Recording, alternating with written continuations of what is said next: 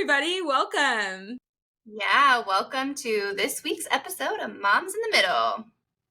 Yeah, we are gonna chat about some breastfeeding talk, some of our journeys with breastfeeding. We got a few requests for us talking more about that. We'll link it in the show notes, but we have an episode already on pumping.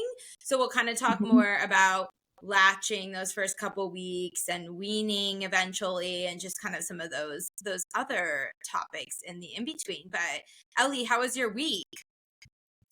It's been good. It's been good. I just feel like everything's been just so busy and weird. Like, The weather here in the Kansas City area, we've had such a weird, so much weird weather, and daycare's been closed a day, and I don't kids know. out of school. Yeah, I was really looking forward to getting back to kind of more of a normal routine and a full week. And, even though my kids aren't school age, it still just feels weird and a little unsettling. I don't know, around the holidays, it's all fun, but it's just, I'm just ready. I'm that kind of person. I need the routine. So I was excited for that. And then I was let down when daycare closed and the weather came in. So yes. But it's good. How are you doing? I know you thrive in this weather. Has been horrible. I do love the weather, but my week has been horrible. I mean, my daughter has had 2 days of school since after Christmas break. So it's kind of been, it is what it is. She actually loves it. She's a homebody. She loves school. She hates going anywhere at anytime. She just wants to be home. She's like, I like it at school, but then I think of you, and then I'm sad, and I think of my stuffed animals at home in my bed without me, and I'm sad. So anyways, I don't know how she's going to do with kindergarten next year, but yeah, she's been fine. And then we've had, childcare cancellations because of the snow, and then also sickness. And then I had 2 births this week that were both overnights, as you know. Yeah. And so I pulled 2 overnighters within just a few days of each other. And that was really tough. And thank you, Ellie, for coming in on a day you were not on call to come relieve me after the one overnighter. It was cool though to see our team model kind of at work and see how it's all gonna work out. And it went well. Yeah, I really appreciate it. But yeah, and neither birth was an easy, straightforward birth either. So it was just a lot of, it's just draining sometimes physically and just emotionally also, as much as I just love my job and love supporting people through those moments when it's 2 long, emotionally difficult births back to back, it just kind of is you need some time to recover. Yep. So anyway, we're getting there. Luckily though, I struggle with migraines a lot of times. Month. I know. And then only 2, we don't have a full schedule in February, which is actually really good. Because then March and April we're booked out. So, in May I have a few inquiry calls this week for May. We have 1 booked for June. So anyways, it'll be good. But, I usually get migraines whenever I get, don't sleep overnight. And I haven't got one either time. So that's been really great. Yeah, I feel it's been aggressively getting better. It's been about a year. In February, it's a year since I got my first migraine. I never had migraines before in my life until then. And I've just been doing so much stuff to try to get on top of them, and I feel progressively it's getting better and better. And also just both my PCP and my chiropractor who I see, who does acupuncture too on me. Shout out Lisa Vlotter. She's amazing. If you're in the Kansas City area, she's body worker, chiropractor, acupuncturist. She does everything. She's for one price. So I just love her so much. But they all kind of agreed that I probably had some level of postpartum depletion. And I've probably talked about this before, but I just feel as I've implemented a lot of high quality salts, and now I put trace minerals in my water, and electrolytes, and exercising more and taking more time for myself, and going to bed an hour earlier instead of watching another episode of Gilmore Girls, like all that stuff has like, it's like very slowly, like I feel like I'm getting, and as well as I'm taking like a really low dose migraine preventative medication. So like you got to mix the like Western medicine with the Eastern medicine a little bit. But you know, I feel like at least like both my doctors are like, my doctor is very encouraging of using both sides and stuff. And so anyways, I feel like it's getting better. And so I'm pretty happy about that. I'm just feeling encouraged because that was a huge, like, super nice. Yeah, that was a huge thing with like being a birth doula, is like when I would get the overnights, then it would be like a week of me recovering from an overnight birth, which is just like so unsustainable. Especially when you have multiple clients, you know, like, and you know, and another and little kids coming, and little kids staying up, and waking up. So I love acupuncture. Like, I don't do it regularly now, and it was such a foreign thing to me. Did you do it with like your infertility journey? Yeah, I did it for about 8 months. When I took a break from like traditional medicine for infertility, I was just like, okay.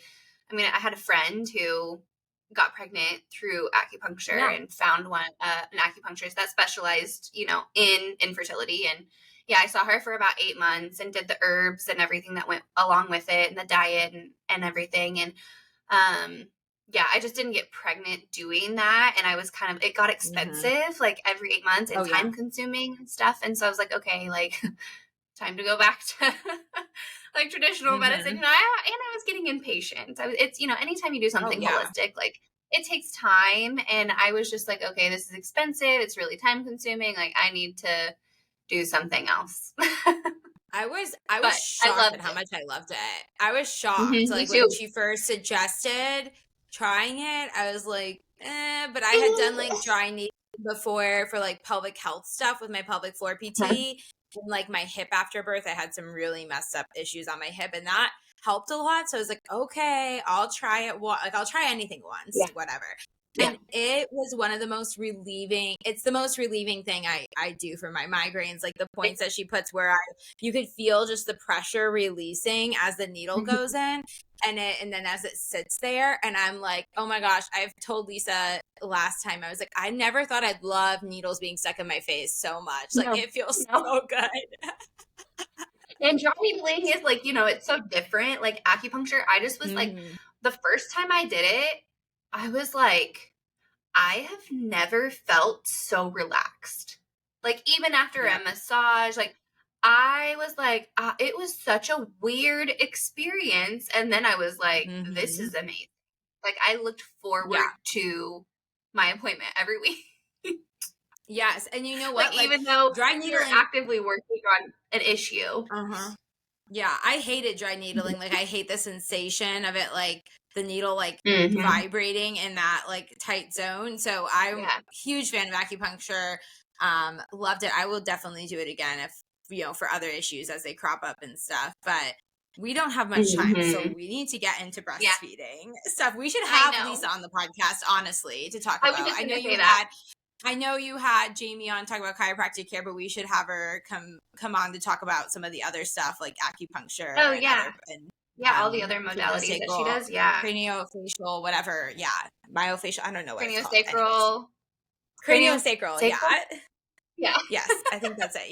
Yeah. And she's so sweet, and she's really smart when it comes to spinning baby stuff too. Like a lot of my clients, she does spinning babies releases on them and stuff. So, anyways, we should definitely get her on sometime. But breastfeeding. So I think we're just gonna let's talk about early days first. So what was your experience like with your first? I guess let's compare and contrast. So you can go first, like first child, second child. Those first couple weeks. I was definitely more confident the second time around.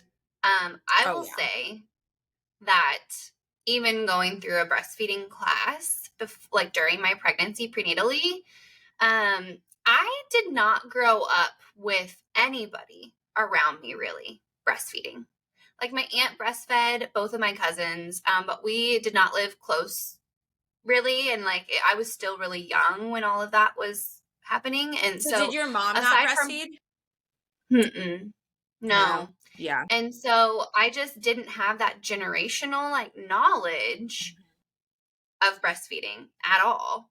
But I knew I wanted to breastfeed or at least try to. And so I did the breastfeeding class, and I still just, there's just nothing that prepares you for it. Like, and No, I and know you we know talk about what? this all the time. Yeah, you know what? I actually have said before that I think is one of the strongest reasons. Like, so me and all of my sister-in-laws and my sister have all had successful breastfeeding journeys with our kids. And I was like, why is that? When I see so many people who have like breastfed and have struggled with it and everything, and I truly correlate it back to both my mother-in-law had 4 kids that she breastfed into like toddlerhood, like past the age of 1, and my mom had breastfed all of us too. Like, I think I was breastfed the least at like 8 or 9 months or something. Then my sister was breastfed till she was a little bit over 2.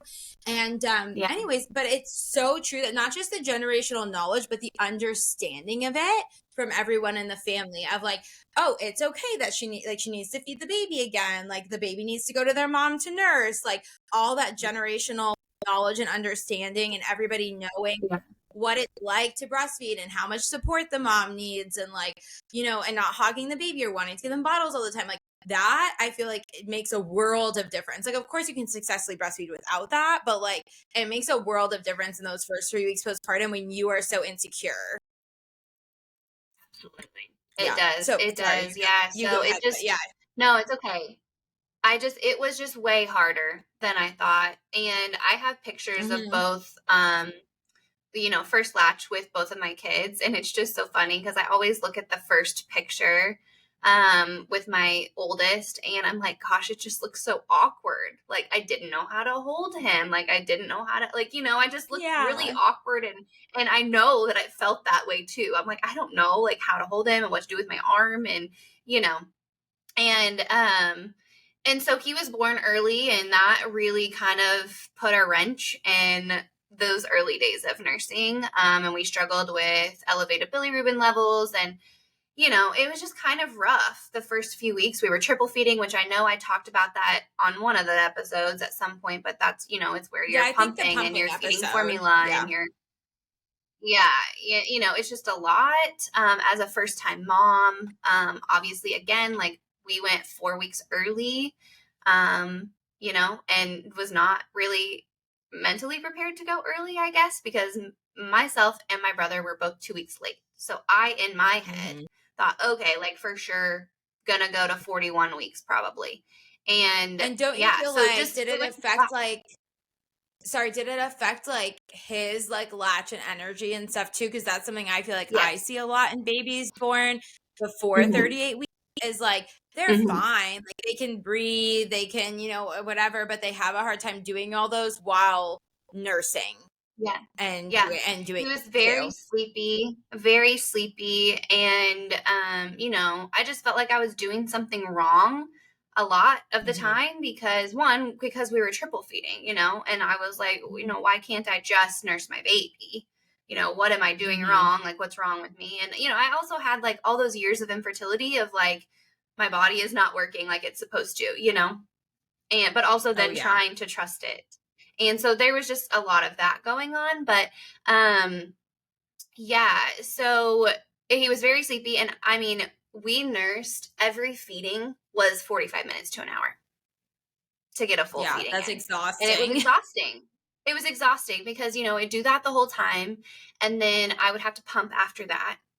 And, and then in the hospital, they had me washing my pump parts every single time I used them. And I didn't know any different.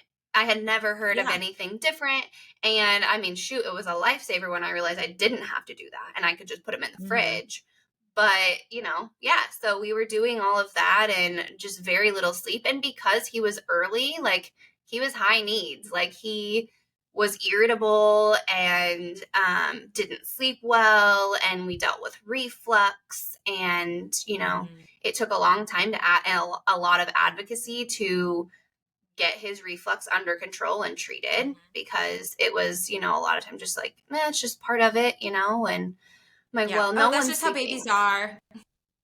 And he was Yeah. gaining weight. So, and it was silent reflux. So it wasn't like we weren't dealing with, tons of spit up and all of that. It was just lack of sleep, irritability, super uncomfortable, would be really fussy at the breast, like all the things. So it was really hard. It was really hard. And I just remember, I don't remember exactly at what point I felt this, but I remember looking at those formula bottles, because we had the little 2-ounce ones from the hospital, and just thinking like, maybe I just need to do that.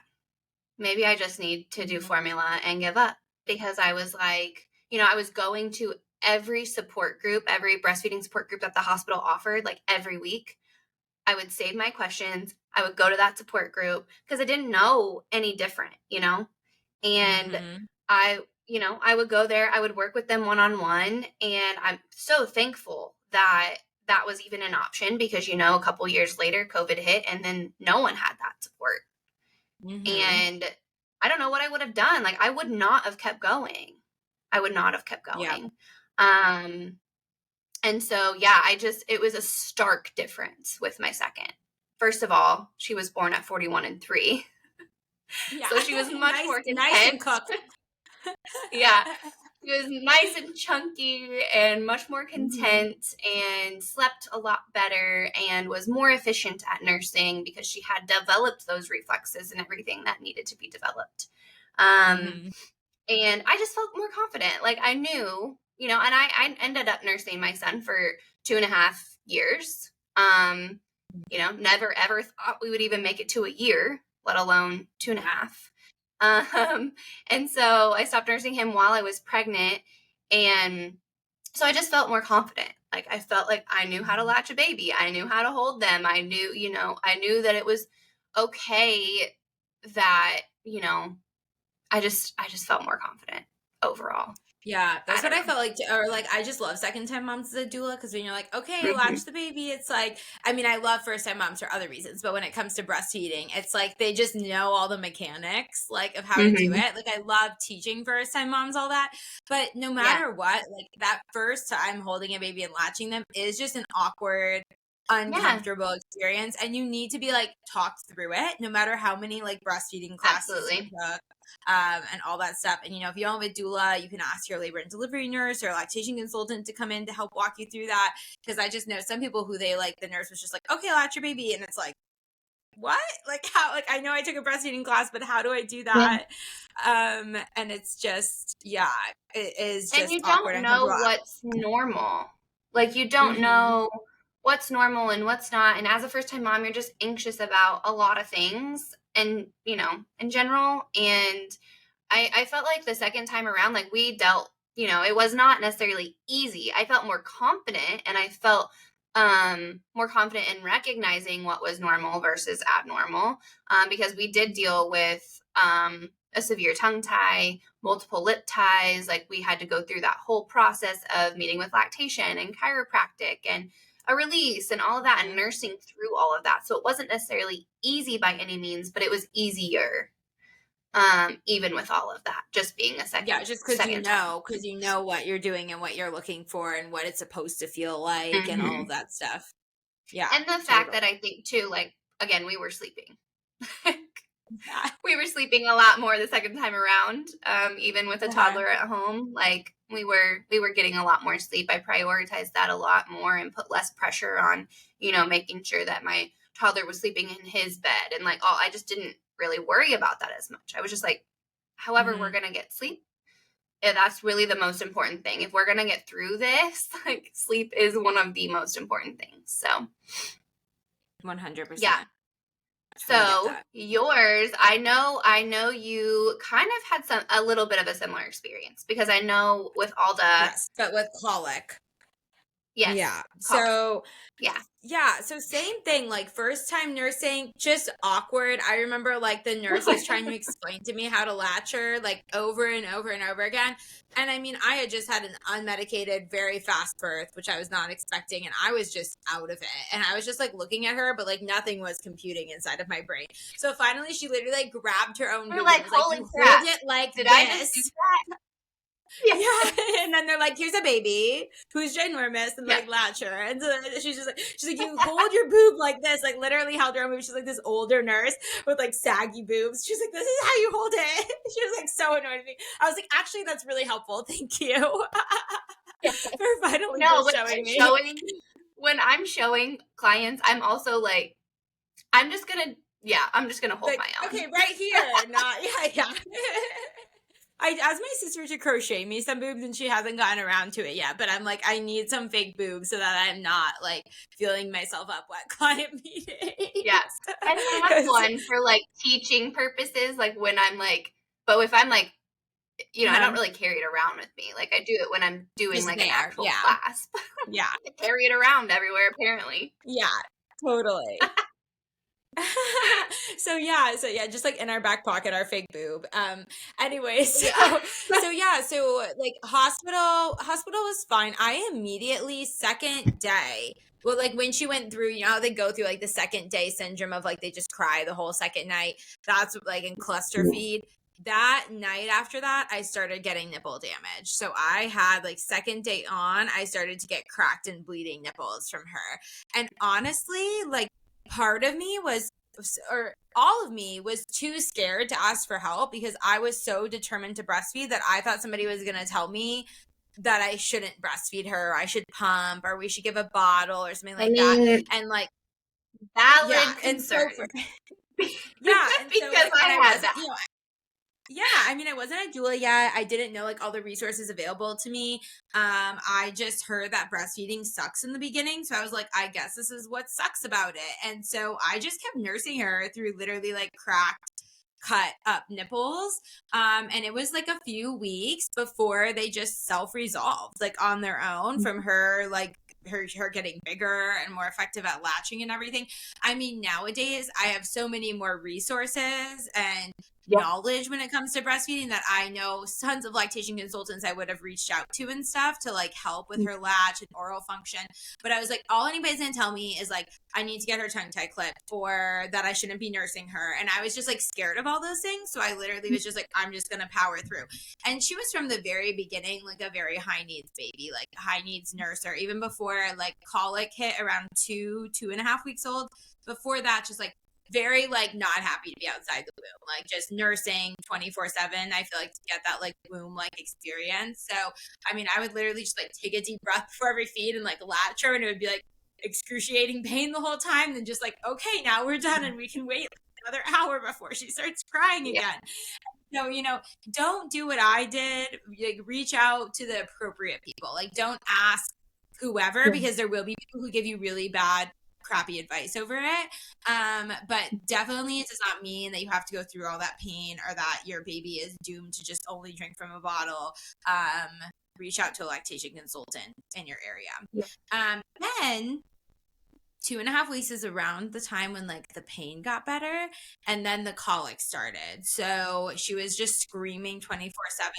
And the only way I could get her to stop screaming was to latch her. And I had like a massive oversupply with her. Like I later found out I did.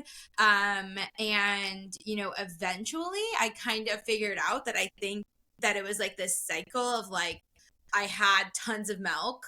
And so she would like latch and like gulp, gulp, gulp, gulp, gulp and get a bunch of air from like gulping from my overactive letdown and my oversupply. And then it would make her really gassy and cranky and she wouldn't take a passy. She wouldn't like, nothing else calmed her down except for baby wearing her nursing. So then when I was home alone with her, I would just latch her again to nurse her again to get her to stop screaming, like wailing, because when you have colic and you're just in like survival mode and you're like literally like terrified of your child crying because it's all that happens all day and night, you're just like, any way I can get them to shut up, I'm going to do it. So I would keep like nursing her and nursing her and nursing her. Then it would make, I feel like, get her more gas and more colicky. And then literally we would do that every day until she just passed out and slept all night. She would sleep most of the night, but it was like we would just go through this cycle every day. And then she was just like so full and exhausted by the end of the day, she would sleep really good at night. But that was like my only survival, like sleeping at night and me getting a little bit of a break and like time off of her body on me. And so we went through that until about 4 months old is when the colic started to subside a little bit, but I also realized how much of an oversupply that I had and started like pumping off my first initial letdown a lot of times before I would latch her, or using the Haka to get like a little bit of that like excess milk out right in the beginning and then latch her. So I think it was like a combination of like her getting older, her moving more and getting more gas bubbles out, me getting my oversupply like under control, and then it being less of an issue for her. And that's when things really just hit like easy for us. Was around that 4-month mark, like when the colic started going down. I wouldn't say that she was like free of colic until 6 months old, but we just started to like survive a little bit better, of like everything was a little bit more manageable. Yeah. So that was kind of, and then I nursed her until she was 2 years and 9 months old. And you know what? In the beginning, it was so hard the first like month that I thought it was insane that anybody nursed past a year. Like when my mom was like, oh, I nursed I nursed till, 2 or whatever. I was like, why? That's insane. This is so hard. She was like, it really isn't that hard once you get to a certain point. Like it gets easy. And that was so true for me with both of my kids, is like the first 4 months is just, it's a marathon. It's like you're nursing all the time, around the clock. They're very dependent on you. They're not very interested in a lot of other things going on around them. So they want to nurse a lot. And you know what? I honestly, with my second, with it being an easier, like it was the same with you, like easier, more confident experience. I just knew what I was doing more.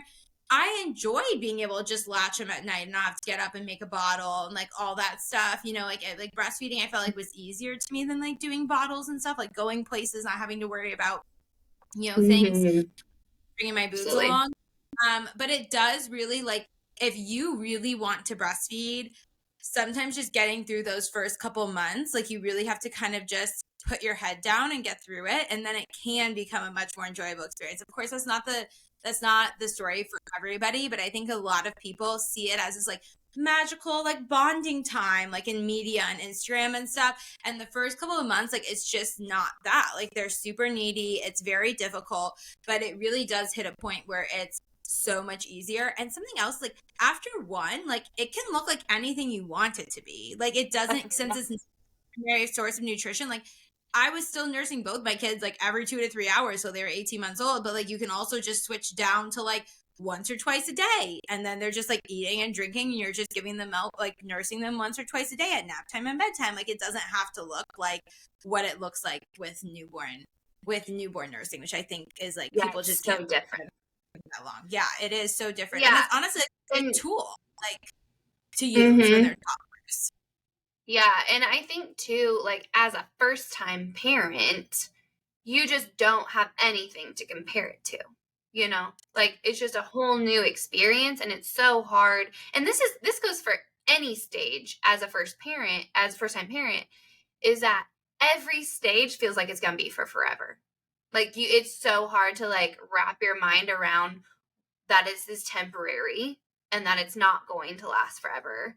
I think that's, again, a difference with second time, third time babies. Like, that these things, in the grand scheme of their life, it's going to shift. And it was really hard. I know for me too, like hard to realize that as a first time mom. Yeah, and it was hard for me to get my baby cry. And it was, it was just hard. And another thing I think that we struggled with, both me and my husband, is learning sleepy cues versus hungry cues, because I didn't realize newborns were such noisy sleepers, and so every time he made a noise at night or opened his eye, I thought he needed me, and every time he would bring his hands to his mouth or try to latch onto my husband's arm, like we were thinking, oh, he's hungry again, like how is that even possible?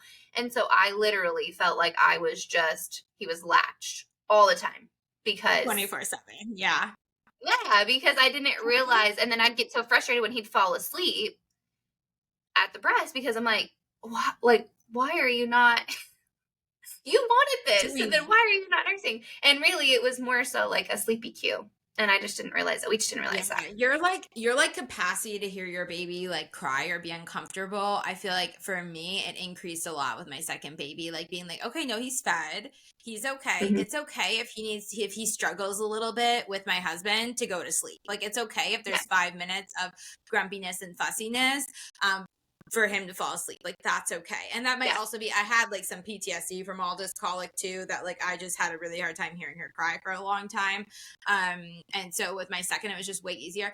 But something I did want to mention too, when you were talking about first time mom, like, you know, the shifts and like how quickly things change, is also like when you're a first time mom, you've never not had bodily autonomy like that before. Like your bodily autonomy is completely like changed, of like you are now completely responsible. I mean, you and your partner, if you have one, like is completely responsible for a baby's life, and you are if you're breastfeeding, you're completely responsible for that baby's, you know, nutrition and food and everything. And so it's so hard to shift like your whole identity to being like this like autonomous person who goes to work and goes out with their friends, to like the identity shift it is to motherhood. With your second, you've already lost all bodily autonomy. Like you're used to like being on call 24/7 and having to take care of a baby and a kid, and like deal with childcare issues and deal with having to tote them along places and everything like that. So it's just so different. And that's like really, I think, the biggest difference with my second baby, because he definitely did not have colic. He definitely did not have the same latch issues. We did have the same issues with gas, with like me having an overactive letdown and an oversupply, and him like gulping and then getting really gassy. But I knew what was happening. Like I knew that is how my babies are with nursing. So instead of just latching him continuously, I would bounce him on the ball or put him in the baby carrier to walk around to soothe them, to help get all like those gas bubbles out. And so I felt like it just resolved much quicker, as well as like I worked with a private lactation consultant, which was life-changing, even though I didn't have any. Yeah. And did you see Nurture Lactation too? You see Nurture Lactation too. Yeah. Shout out to the best ever. And so like, not, even though I had way less issues with him, working with somebody like individually, like she worked on malfunction things to help him get a better latch so that he wouldn't gulp as much with my overactive letdown. She worked on positions for me to help him with my overactive letdown. She helped me pare down my oversupply, with which my daughter, I just was like, isn't it good to have a lot of breast milk? Like, yeah. And so like, and I learned like, no, it's not good, because your baby hates it. Like your baby is miserable and overeating all the time and cranky and gassy. And so she worked with me to like pare down my oversupply to like, I was just had enough, except for, once in a while I'd pump an extra bottle here or there or something. But it was like life-changing to just have enough. So much more manageable. Yes, it is so much more manageable. It's like it can be like a whole like part-time job, just like managing when you have extra breast milk and your boobs are always full, and then you get clogged ducts, and like that's a whole thing. And anyways, mentally, everything. Yes, it was so awesome. So like, did I have 200 ounces in my freezer? No, which I ended up donating all of them anyways for my daughter. I had like 40 to 50 ounces the whole time, and that was to me like acceptable, because sometimes I'd be gone for like 24 hours, so I wanted like a I think that's a decent stash of breast milk, like 40 to 50 ounces. I see these people having like 300, 500, 1,000 ounces, and it's so unreasonable and so unnecessary. Even as someone who spontaneously has gone from her baby for over 24 hours, 40 to 50 ounces was more than enough, because he'd probably eat about 24 to 30 ounces while I'd be gone, and then I'd pump to replace that, and then I'd have a little bit extra for if I didn't have enough, or I was late to a meeting, like late home from a meeting one day or something. I always had a little bit extra. And you know what? There is about 15 ounces in our freezer that are over a year old and will never get drinking. We've just been using them for milk fast for periodically. And so now if I haven't pumped in months, except for this week when I was gone at one of those really long bursts, I pumped because I was feeling full.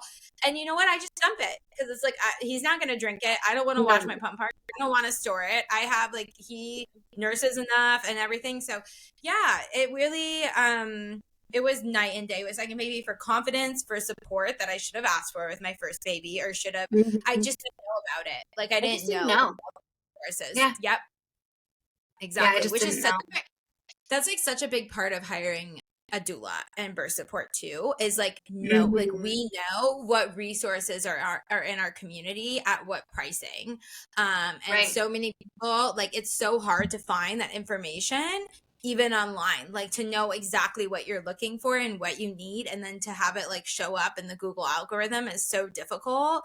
And so that's like I feel like that's a huge We may not know the exact right person to mm-hmm. refer you to, but we know other people who know people. You know, like we're Yeah, 100%. connected in the right ways in the community to navigate that alongside our clients to help them. And I think that is such a huge thing that I didn't Mm-hmm. have with my first, you know. Yeah.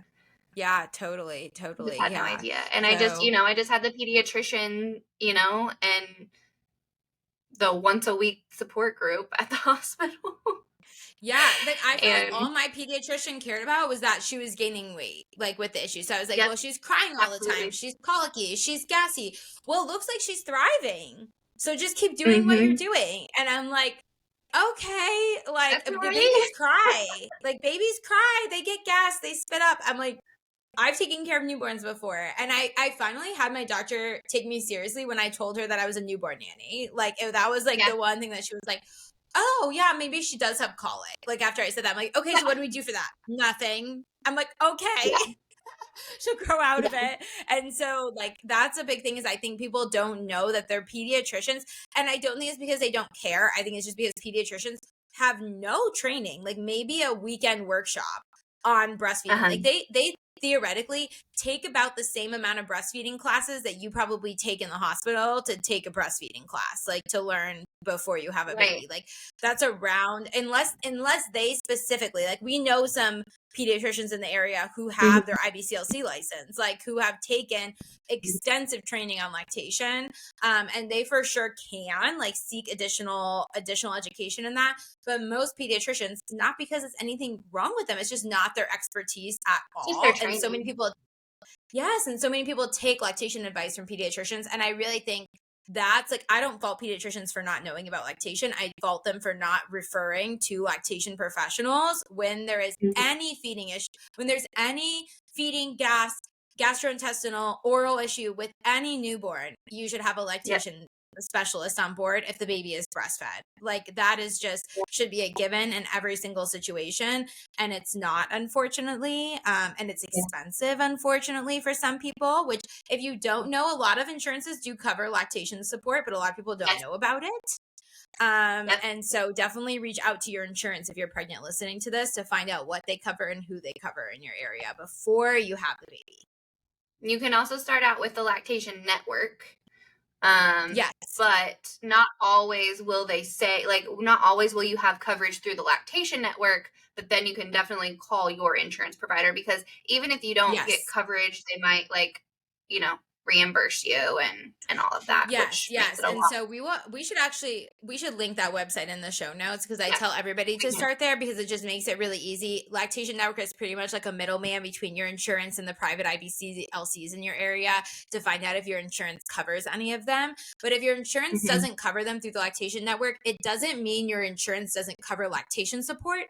It means that they don't work with the Lactation Network to cover lactation support. Yes. So start there. And if you do not find lactation support in the Lactation Network, contact your insurance directly. And most of my clients who have done that, they get like a list of either providers in the area or support groups in the area that are covered by their Mm-hmm. insurance. Yeah, and I would say too, to the moms who are formula feeding but still experiencing trouble with their baby. Maybe they're experiencing a lot of reflux, and, they just don't feel like they're getting anywhere with their pediatrician and stuff. Yes. Like, there's still, like, just because your baby's not breastfeeding, like, there still could be structural issues or oral function issues or things like that would make it a little bit easier to navigate. And IBCLCs, while, yes, their specialty is breastfeeding, they can still help with formula fed babies and bottle feeding and all of Absolutely. that. And so I think it's a really, really honestly underutilized profession, because they can help with every baby. If you're Yes, I experiencing issues, know. you're really struggling. Yeah, I know. I've had lots of clients that I've taught paced bottle feeding to who are formula feeding, whose babies had gassy, were really struggling with gas. And a lot of people just think that paced bottle feeding is only for babies to not get a bottle preference and still like the breast if they're breastfed. But it's really just to replicate how the breast functions, so that because breastfeeding is a better, like, usually like is a slower flow and helps them get less gas, and so you're trying to replicate that with bottle feeding. And it can, and you know, lactation consultants have all those tips and tricks and stuff. Just make sure that you see one that you know is going to be supportive of those things. Ask around in your community and stuff for one that works a lot with babies who are bottle fed. And That's always my first question. Yeah. Like, are we doing paced bottle feeding? And like, or whoever's taking care of baby during the day, like, have they been taught how to do a paced bottle feed? Because a lot of our, again, goes back to that generational knowledge. You know, they weren't really taught paced bottle feeding. And so it's just not, you know, so if you have grandparents or aunts and uncles or other family members that are caring for your baby during the day, they're a lot of times are not doing a paced bottle feed. And that can lead to, you know, issues. So that's always my number one question. Yeah, and I know we are running out on time and we didn't get to talk about weaning at all, but I know we both had pretty straightforward weaning journeys of like we got pregnant and then weaned our baby because our milk supply went down, or a toddler. I did want to mention something for people listening, since we talked about weaning, that I talk with a lot of my doula clients about, and that is the hormone shift that happens with weaning and how it can oftentimes be a time that can lead to, there's something called post-weaning depression, but it's pretty much like postpartum depression that just starts after you wean. And I think especially for people who breastfeed past the year mark, it feels like there's no support or conversation about weaning when you're not, you know, in those early days, because postpartum depression is often looked at as something that happens in the first year. But especially if you are nursing for a lot longer than that, I absolutely would consider your hormone shifts still in the postpartum period, well, you know, well past the first year, if until you are done completely weaned baby from the breast. And that's something that I experienced very heavily with my daughter. Was every time I drop a feed, I would have a huge mood shift for like 2 weeks of just feel down and out, feel blah, whatever. And it's really because your body gets like addicted to the oxytocin that it's having every single time you nurse. You're getting a huge release of oxytocin. It's almost like coming down from like a drug, is how I felt, of like slowly weaning off like the oxytocin your body's used to. And so, you know, it does shift back, like your body gets used to it. But I really found weaning very slowly and gradually helped a lot. I see a lot of people have very, you know, bad outcomes or just big mood shifts or go into like a postpartum depression when they like suddenly decide, okay, I'm done nursing all of a sudden. So just something to be mindful of, and to talk to. Definitely don't feel stupid, even if you're 2 years postpartum, talking to your doctor about potentially having postpartum depression or post-weaning depression or whatever, when if something like that is spurred with weaning. Yeah, there's literally so much happening with your hormones for like a good 2 years. So like if you're experiencing stuff like that, definitely advocate for, you know, looking at your hormones and not just like getting brushed off as like, this is, you know, and we talked about that a little bit with Meg, but I think that would be another good episode to have, is someone that comes on, like maybe a functional medicine provider or something, or we can have Meg back or whatever, to talk about those shifts that happen with hormones throughout pregnancy and into postpartum with breastfeeding, all of that, because it is just something that so many of us just we've never heard about it, like, you know, talked from that perspective. So there's just a lot. And it can be as simple as like I know like eating flaxseed and chia seeds like helps me with my hormones when I'm like feeling yuck, and like different like taking magnesium and like stuff like that. Like it can be as simple as like some supplements and changing your diet around a little bit, or it can be as, you know, or you need to go on like a postpartum depression medication. Like you can, you know, move these things around, but just knowing that it's like something that can happen and you need time to let your body shift and make those changes and find its new normal, and like support along the way, I think is like very not talked about, especially when you're weaning in the toddler years. It's not really talked about what weaning looks like a lot of times during that time.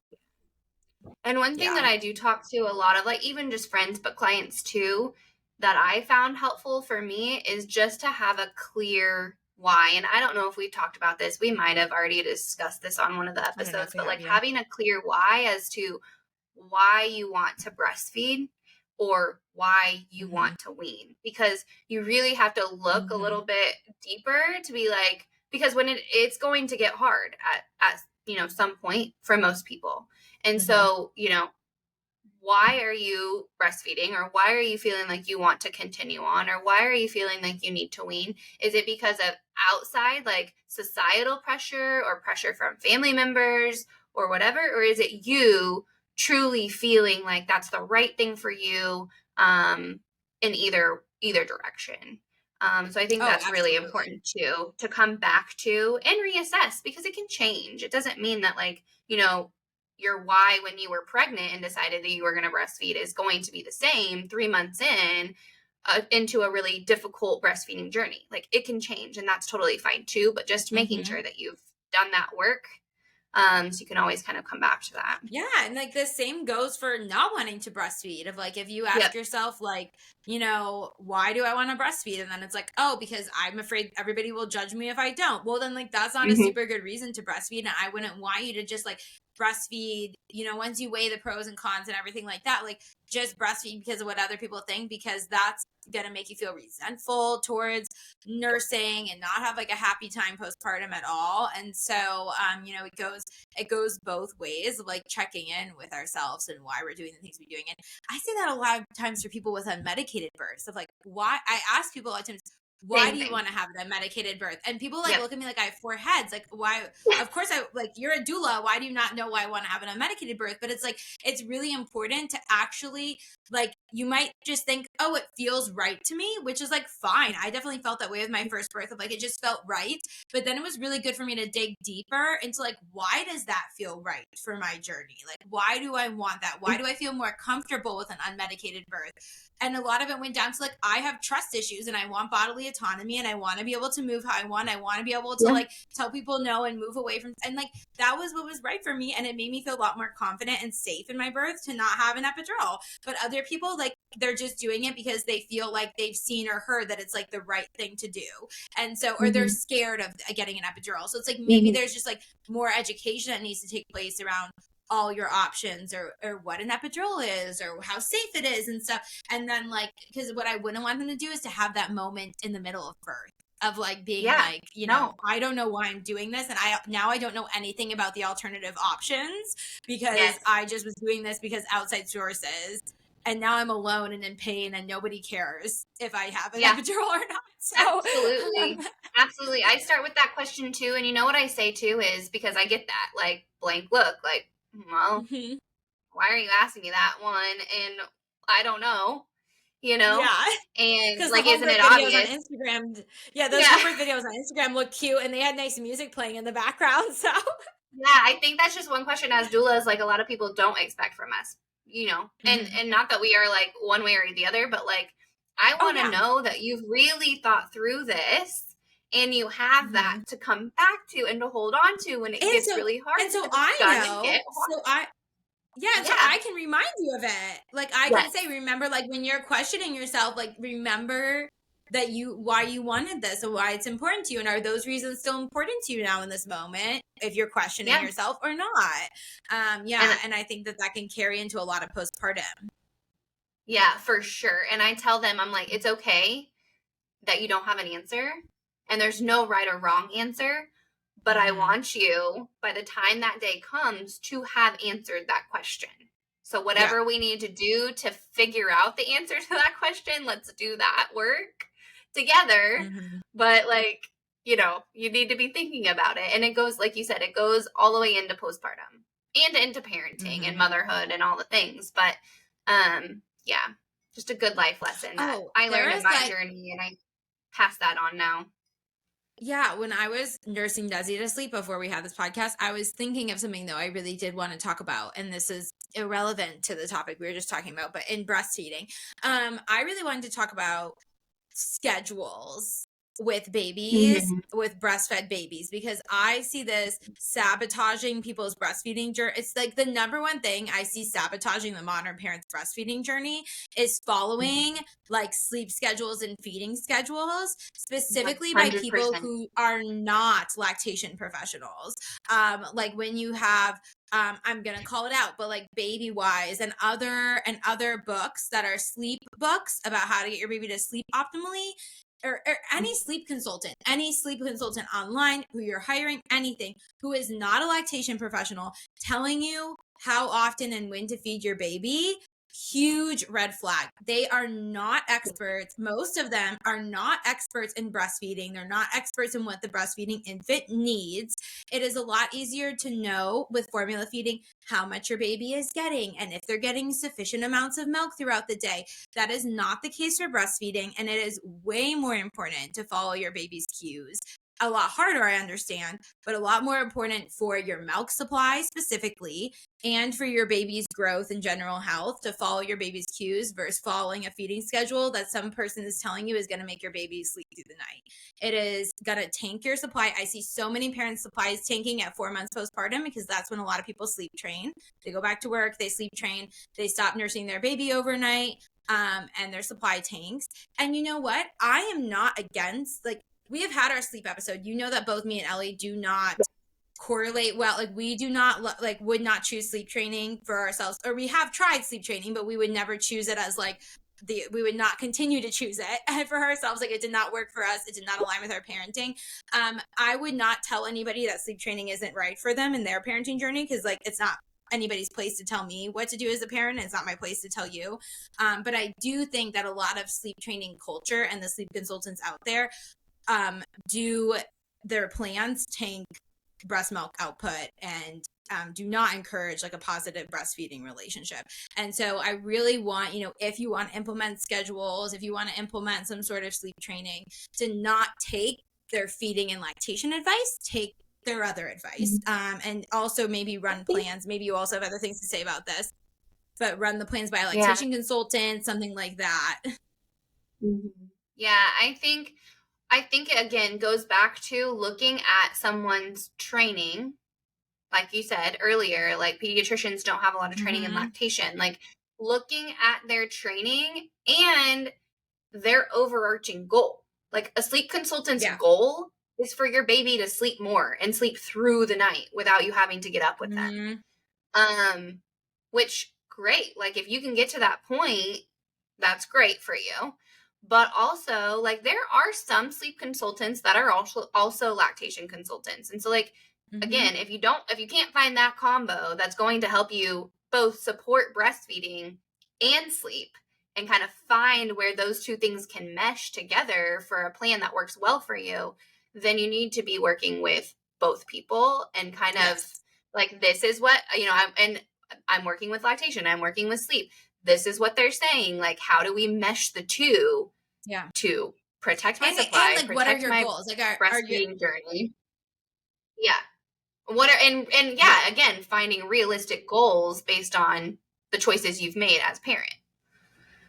Yeah. Like, are you drowning in postpartum depression and you just have to do anything you can to get your baby to sleep so that you can get some sleep and get out of the hole you're in? Like, that's a completely different story. And then it's like, well, maybe protecting my breast milk supply is not the most important thing to me.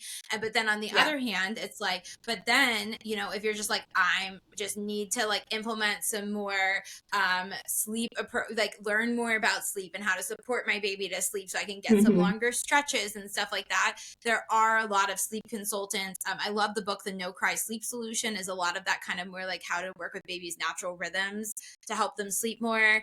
I love that book. There's some other, sleep consultants online and things like that. I know like Hey Sleepy Baby, I follow her. I don't know if you follow her, but she's like a more that kind of thing where she's more into like, just breastfeeding and supporting your baby through and just how to find like more sleep in that journey. So there's those different ends of the spectrum, but look at your goals. And like, if your goal is to breastfeed your baby long term, then like implementing a really strict sleep schedule and getting them sleeping through the night is not going to support that goal. And I don't think that that's talked about enough. No, it's not. It's definitely not. It's like you're supposed to do all the things. Like you're supposed to have a baby that sleeps through the night and also breastfeed your baby until they're a year old beyond, you know? And it's just like there's not a lot out there that talks about combining those two things and what that looks like realistically. And I think that was something that I struggled with. I struggled with that the first time around. You know, like you said, he was high needs. He didn't sleep well. We were nursing all the time. Like, and I felt so much pressure to do both things and to do both things like at the same time. It's such a paradox. Not working. Oh, your baby isn't sleeping through the night. Oh, you're waking up to breastfeed them. Well, that's why. Yes. You know what I mean? Yeah. But also make sure you're breastfeeding them so that you can breastfeed for the first year or above. Or oh, you're giving them formula. Well, that's not okay. You know, and so it's just such a paradox, and you really have to tune it out and just find what like works with your intuition and follow your baby's lead and what their needs are, and try to find professionals that support your intuition. And give you more guidance as to how to tap into that and everything. So I know, you know, we're kind of running on time, but that's something I needed to just throw in there. Yeah. And I would just say, like, to leave it, like, we've supported so many clients through breastfeeding journeys. And like, from my perspective, like, no two journeys have been the same. They're all different. They're all different in their own way. And yes, you can find similarities with people, but just don't compare yourself to anybody else because it's so detrimental to one, your journey, and two, your mental health. Yeah, exactly. Yeah. And I think that's so hard on social media nowadays. And that's why it's so important that if you love somebody and you love following them, but for a period of time you need to mute them, like that's okay. Like mute them on social media. And then when you're in a better headspace or you're out of that phase where you're feeling really inadequate or you feel like you're not doing things right, then you can unmute them like after that. But it's like, that's okay to utilize those things, those resources. So anyways, but thanks. I just went on that, we went on that random tangent right at the end, right before we wrapped it up. But you know, I'm glad. Thanks everyone for listening. Yeah. I hope this answers the questions that we're kind of getting. But if anyone has more questions, you know, we're always here. And or let us know if you think we're stupid and you disagree with us. And yeah. These are just our thoughts and opinions. Yes, for sure. Oh my gosh. Well, thanks for joining me, Ellie. Absolutely. A pleasure as always. After I messed up our schedule today, so I appreciate it. No worries. Just go with the flow. Okay. Stop. Okay. All right. Bye, everyone.